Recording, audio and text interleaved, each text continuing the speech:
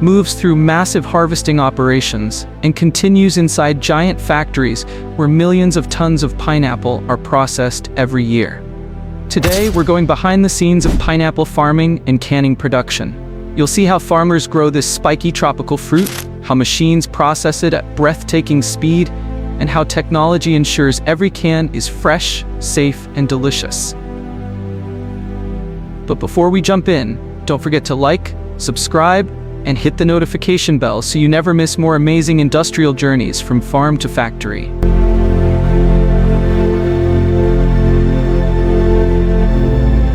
Pineapples grow best in warm, tropical climates. Countries like Thailand, the Philippines, Costa Rica, and Indonesia produce millions of tons every year. Imagine endless fields stretching to the horizon, each one covered in rows of spiky green plants.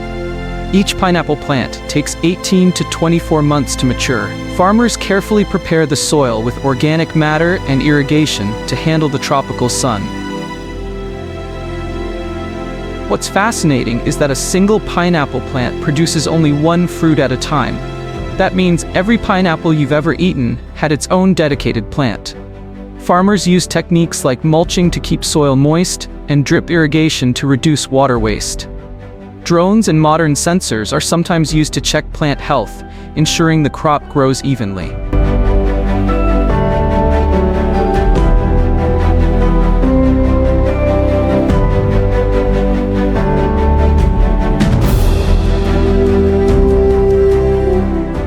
When the pineapples reach peak ripeness, the golden skin and strong aroma are clear indicators. Harvest begins. Harvesting pineapples is tough work. Fields can be hot, and the sharp leaves of the plants make cutting a challenge. Workers wear protective gear and use sharp knives to cut each fruit at the stem.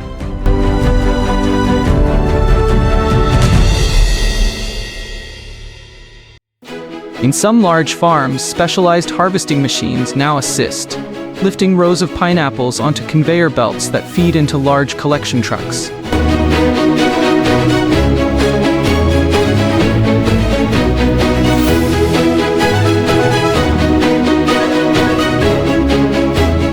Each truck can hold several tons of fruit and transports them to nearby processing facilities. The timing is critical. Once harvested, pineapples begin losing freshness quickly. That's why farms are usually located close to canning factories. Within just a few hours, the fruit you saw in the field is already being washed and peeled inside the plant.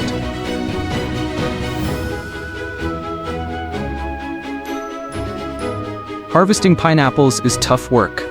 Fields can be hot, and the sharp leaves of the plants make cutting a challenge. Workers wear protective gear and use sharp knives to cut each fruit at the stem. Specialized machines fitted with conveyor belts slowly move alongside workers in the fields. As harvesters cut the pineapples, they place them onto the moving belts.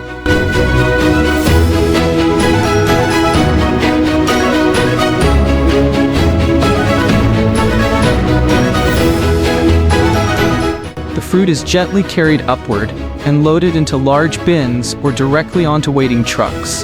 This reduces the need for workers to carry heavy loads over long distances, making the process faster and less exhausting. Each truckload can hold several tons of pineapples. Once full, the trucks head straight to the processing plants, sometimes just a few kilometers away. Timing here is everything. Pineapples are highly perishable fruits. They don't continue ripening once harvested, and their freshness can decline quickly.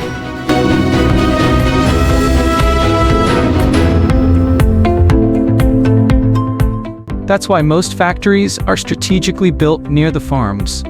The goal is to get the fruit from the field to the processing line within just a few hours.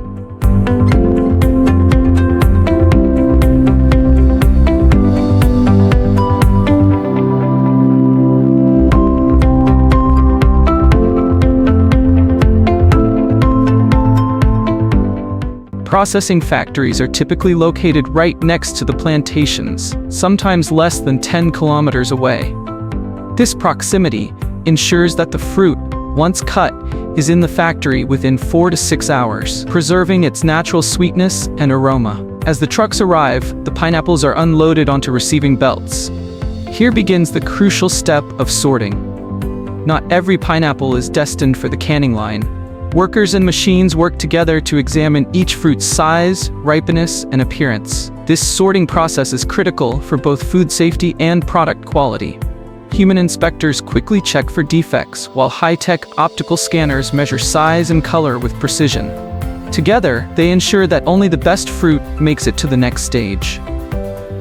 Once sorted, the pineapples move along massive conveyor belts toward the washing section, ready to begin their transformation into the canned products that travel around the world.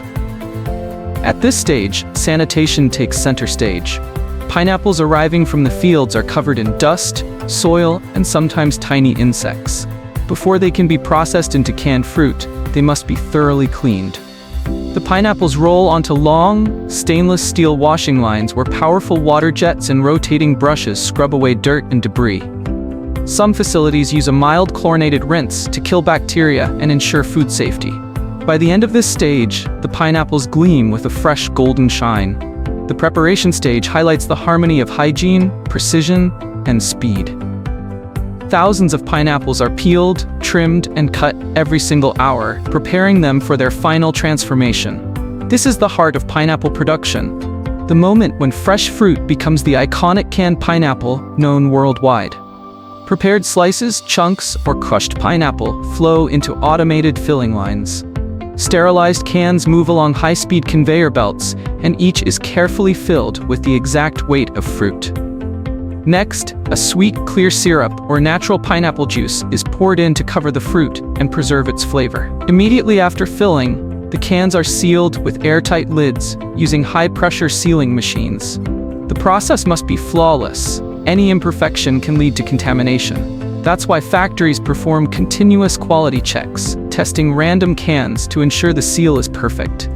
The sealed cans then move into giant retort chambers, where they are heated under pressure to sterilize the contents. This process not only destroys harmful bacteria, but also locks in the fruit's vibrant color and tropical sweetness.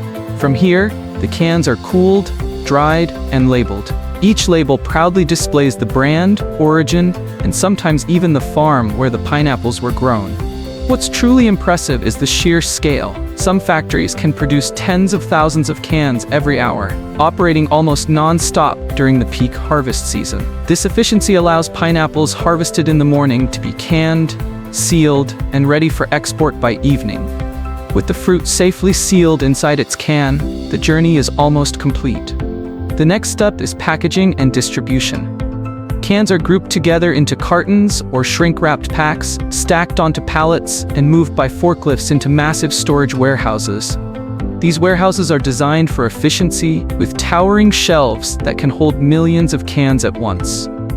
For farmers and workers, this means that the fruit they harvested in the blazing sun is enjoyed by millions of people worldwide, connecting tropical fields with global dining tables. If you enjoyed this behind-the-scenes look and want to explore more amazing stories about how the world's favorite foods are grown and processed, don't forget to give this video a thumbs up, subscribe to the channel, and hit the bell icon. That way, you'll never miss our next deep dive into the fascinating world of food and industry. Thanks for watching, and we'll see you in the next video.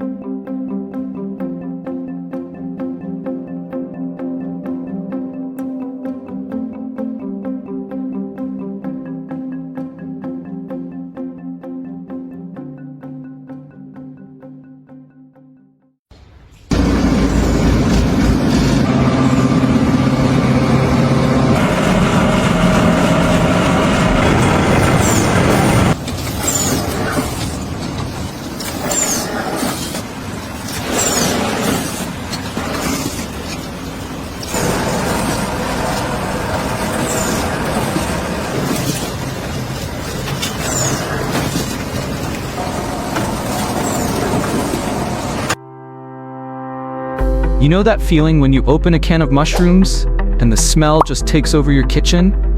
Maybe you're making a creamy mushroom soup, tossing them on top of a homemade pizza, or stirring them into pasta sauce. But have you ever stopped and thought, wait a second, Where exactly do these perfect little mushrooms come from?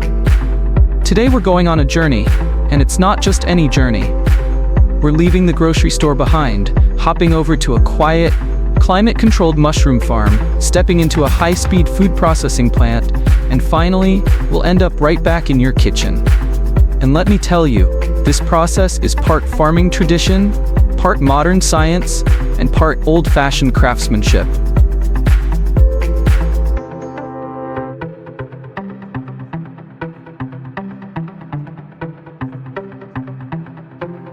Every mushroom's story begins with something you can't even see without a microscope: spores.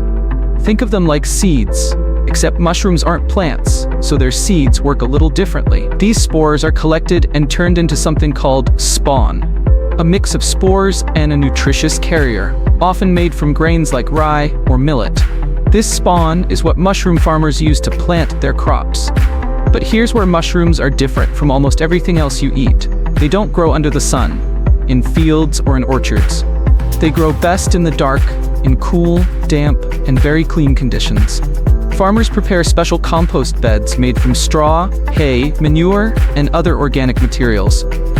This compost is pasteurized, heated to kill off unwanted organisms, and then cooled down. Once it's ready, the mushroom spawn is mixed in. Over the next few days, the spawn grows a network of white, thread-like structures called mycelium. If you've ever seen something fuzzy growing in damp soil, that's mycelium.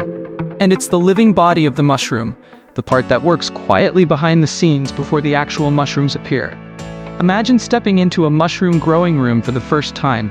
It's cool, around 60 degrees Fahrenheit, 15 degrees Celsius, and the air is moist, almost like walking into a forest after a rainstorm. The lights are dim, or sometimes completely off, because mushrooms don't need sunlight. Rows and rows of shelves hold trays or beds of compost, all covered in a white, fuzzy layer of mycelium. Farm workers monitor these rooms like they're caring for newborn babies. Humidity, temperature, and fresh air are carefully balanced. If it's too dry, the mushrooms won't grow. Too wet, and mold or bacteria could ruin the crop. Too warm, and the mushrooms might grow too fast and lose their quality. After about 2 weeks, tiny white bumps start to appear. These are called pins, baby mushrooms. And here's something fascinating. Once the pins appear, mushrooms can double in size in less than 24 hours. That's why timing is everything. When mushrooms are ready, they're harvested by hand. Why not machines? Because mushrooms are delicate. Their caps bruise easily, and their stems can snap if handled roughly. Skilled pickers know exactly how to twist and pull the mushrooms so they stay whole and beautiful. The harvest happens in flushes, or waves. The first flush produces the biggest mushrooms, and later flushes bring smaller ones. For canning, both sizes can be used. Smaller mushrooms might go in whole, while larger ones are sliced. And here's the race against time. Once a mushroom is picked, the clock starts ticking. Fresh mushrooms can spoil quickly. That's why the journey from farm to factory happens in hours, not days. At the processing plant, mushrooms go through their first big makeover, washing. They're gently cleaned to remove any bits of compost. Then, they're sorted by size and quality. Whole mushrooms go one way, sliced mushrooms another. Some factories use high-tech vision systems to sort mushrooms automatically. These machines can scan each mushroom, decide if it's perfect, and direct it to the right conveyor belt. It's like a sorting hat, but for mushrooms. Next comes blanching, a quick dip in hot water or steam. Blanching does 3 things. 1. Kills bacteria and enzymes that could cause spoilage. 2. Locks in the mushroom's color and texture. 3. Prepares them for the final canning step. If you've ever blanched vegetables before freezing them, it's the same idea, just scaled up to thousands of pounds per hour. Once blanched, the mushrooms move quickly to the canning line. Sterilized cans roll down the conveyor, and precise machines drop in the right amount of mushrooms.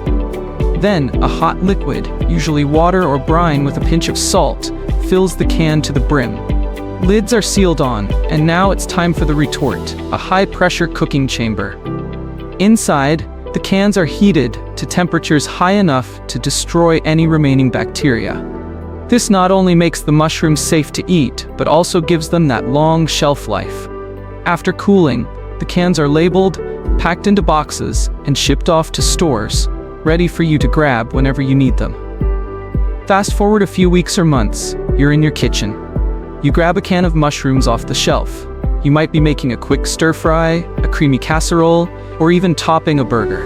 You open the can, drain the liquid, and toss those mushrooms straight into your pan. They sizzle, soak up flavors, and add that earthy, savory taste that only mushrooms can bring. And now you know, those mushrooms didn't just appear out of nowhere. They took a journey from a carefully controlled farm through a high-speed canning process and into your hands. If you enjoyed this behind-the-scenes look at how mushrooms go from farm to can to your plate, give this video a thumbs up. And if you love learning the real stories behind everyday foods, hit that subscribe button and turn on the bell so you won't miss our next food journey. Trust me, you're going to love where we're headed next.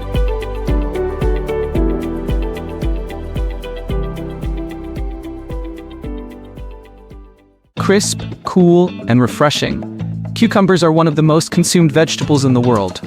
From pickles to salads, sushi to skincare, their versatility is unmatched. But have you ever wondered what it takes to grow, harvest, and process the millions of tons of cucumbers that reach your grocery store every year? In this video, we'll take you behind the scenes of incredible cucumber farming, where high-tech agriculture meets age-old practices. From seed to supermarket shelf, from open fields to modern sorting lines, every step is a blend of precision, efficiency, and care. Let's discover how millions of cucumbers are planted, nurtured, hand-picked, washed, sorted, and packed, ready to travel across continents and onto your plate.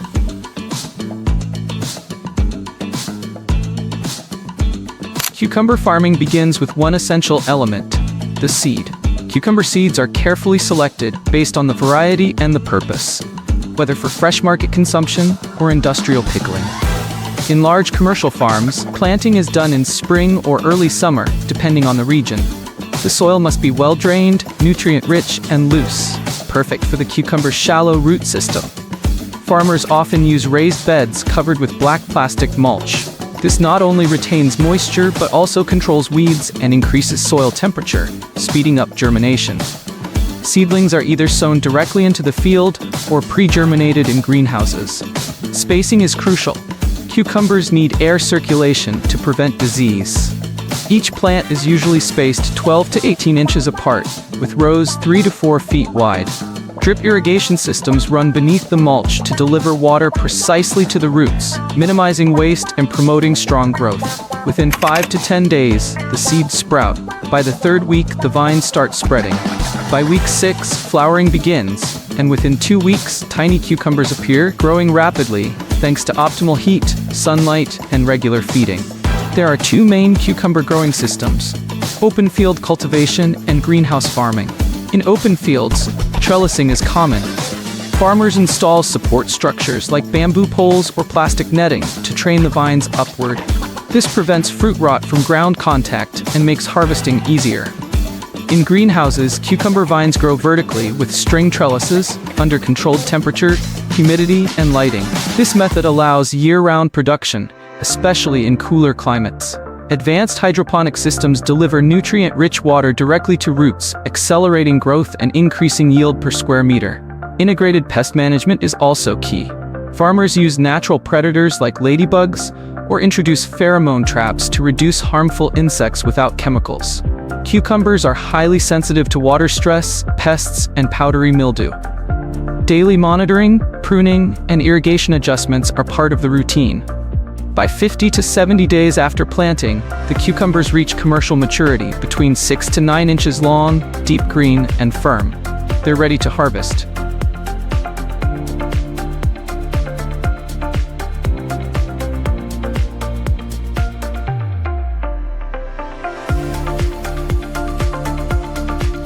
Despite automation in many crops, cucumbers are still mostly harvested by hand, one by one. Farm workers move through rows with crates or baskets, gently twisting each cucumber from the vine. Timing is essential. Cucumbers grow quickly, and waiting even a day too long can result in oversized, bitter fruits. Harvest typically happens early in the morning to preserve freshness and minimize heat exposure. Workers wear gloves and use shade nets on collection carts to prevent sunburn on the tender skin. In some high-yield farms, semi-automated carts with conveyor belts allow workers to place cucumbers directly onto a moving belt that carries them to onboard bins. Initial grading happens in the field. Misshapen, overgrown, or damaged cucumbers are culled immediately. Only uniform, glossy green cucumbers are selected for the fresh market.